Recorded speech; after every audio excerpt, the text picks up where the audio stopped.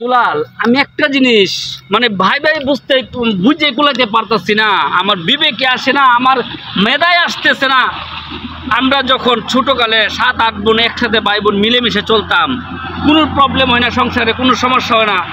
যে বিয়েটা করবে এক ভাই বিয়ে করবে, বোন বিয়ে দিবে, এই জন্য সংসারটা কিভাবে তস্তস হয়ে যায়, কিভাবে আলাদা হয়ে যায়, ভাই ভাই রক্তে রক্তে কিভাবে আলাদা হয়ে যায়, আমার বাইরে মাথায় আসতেছে না।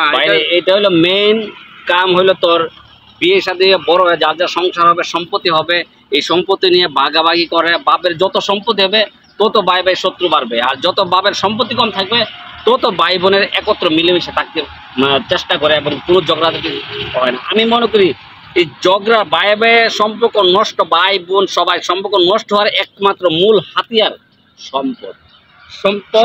আর যদি বউগুলা যদি ভালো করে আল্লাহর রহমতে, তাহলে তোর সংসারটা সুন্দর থাকবে। আর যদি বউ যদি খারাপ থাকে, তাহলে এর চেয়ে অশান্তি, এর চেয়ে নিঃস্ব সংসার আর কারো হতে পারে না। কারণ আমার বাস্তবে দেখা কয়েকটা বউ ভালো আছে, বাবার সম্পত্তি কম, সংসারটা অনেক সুন্দর। আর কিছু বউ খারাপ, সম্পত্তির বাবার অটাল আছে, তোমার এত অশান্তি। একটা এক ভাইকে এক ভাই দেখতে পারে না, শত্রু হয়ে যায়, পর মানুষ তার আপন হয়ে যায়, অথচ ভাই তারপর হয়ে যায়। আমি বুঝতে পারছি না কেন ভাই ভাই মিলে চলতে পারেন না, হেলাল দুলালের মতো মিলে চলতে পারেন না আপনারা।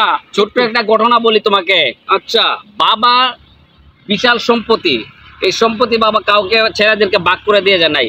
সেই সম্পত্তি নিয়ে ঝগড়া নিয়ে বাবার লাশটা সারা দিন পরে আছে, কেউ কবর দিতে দেয় না। ভাই ভাই বলে যে আগে সম্পত্তি ভাগ হবে, পরে বাবার কবর দেওয়া হবে। কি আজব, কত বড় একটা মানে কষ্টের। আমি জানি না যে বাবার কবর পরে দিতে হবে, আগে ভাই ভাইয়ের সম্পত্তির ফয়সালা হবে। এই সম্পদ কি আপনার সাথে যাবে? কিছুই যাবে না। আপনার শুধু আপনার আমল এবং ঈমান সবই যাবে, আপনার ব্যবহার আচার ব্যবহার সব সম্পদ যাবে না, কোনোদিন যাবে না, কোনোদিন যাবে না আপনার সম্পদ। আপনার ভাই, আপনার 4টা সন্তান আছে, ছেলে আছে, 2টার অ্যাটলিস্ট আপনি হুজুর বানান, মাদ্রাসায় পড়ান, যাতে তারা তার ভাইদেরকে আরো শিখাইতে পারে একটু ভালোভাবে।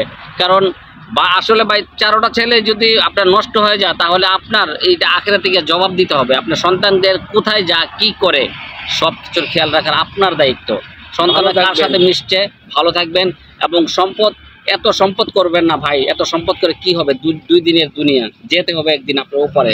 প্লিজ, সম্পদ বেশি নয়, আপনার সম্মানটা বেশি আপনি মনে করবেন। করতেছেন, আয় করতেছেন, উপার্জন করতেছেন, শুধু একান্তে আপনার বিষয়। আপনি এই সম্পদ নিয়ে যাবেন না। আপনি কি সম্পদ দিয়ে যাচ্ছেন আপনার ব্যক্তিগত বিষয়, আপনি আখিরাতে জবাব দিতে হবে আপনি কিভাবে ইনকাম করছেন। তো আপনার বিবেক খাটান, আপনি কিভাবে ইনকাম করবেন।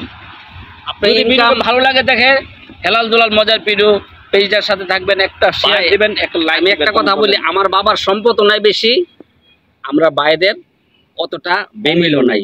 আমরা অল্প একটু সম্পদ দিয়ে গেছে বাবা, এটাতে আমরা 3 ভাই যথেষ্ট। আল্লাহ তাআলা কোনো মানুষ সুখে রাখছে, খেয়ে বেঁচে মরতে পারি, এটাই আলহামদুলিল্লাহ।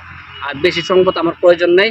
4টা ডাল ভাত খেলে যদি পৃথিবীতে বাঁচতে পারি, এটা আমাদের সার্থক। চলো ভাই যাই, ভালো থাকবেন। আল্লাহ।